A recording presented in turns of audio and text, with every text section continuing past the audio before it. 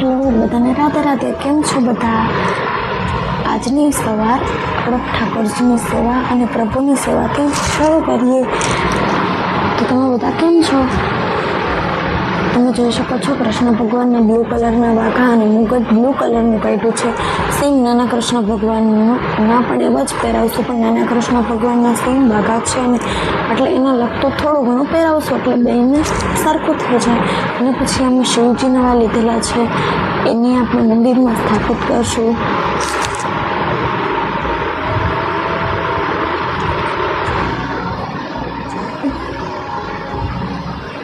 અને પછી તમે મારી ફાઇનલ પૂજા જોઈ શકો છો. તમે બધા આશીર્વાદ પણ લઈ શકો છો.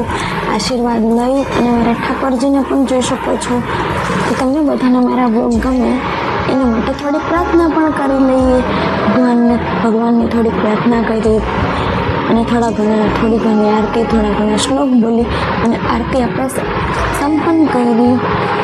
અને પછી આપણે આવી ગયા આપણા મિશન સંભાળવા. પછી થોડુંક કબૂતર માટે અને ચકલી માટે પાણી પીરું. પછી તમે જોઈ શકો છો તુલસીમાંને પણ પાણી આપણે પીવડાવ્યું. પછી તમે ફાઇનલ મારા જોઈ શકો છો કપડાં આપણે ધોઈ નહીં ખાવા. અને પછી 11 વાગે ભૂખ લાગી એટલે ભાખરી બનાવી. પછી ચાલો આપણું મિશન સંભાળીએ. કેટલી આળસ આવતી હતી તો પણ ભાખરી બનાવી પડી કારણ કે ભૂખ લાગી હતી.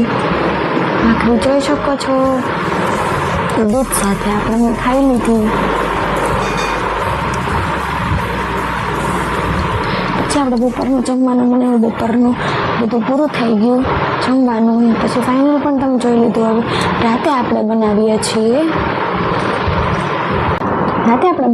ચાપડી ઊંધિયું. તો તમે જોઈ શકો છો. ચાલો આમાં આપણે ઊંધિયું બનાવી. બાજુવાળામાં સેવ હતા એને પૌવા બટેટા આપ્યા.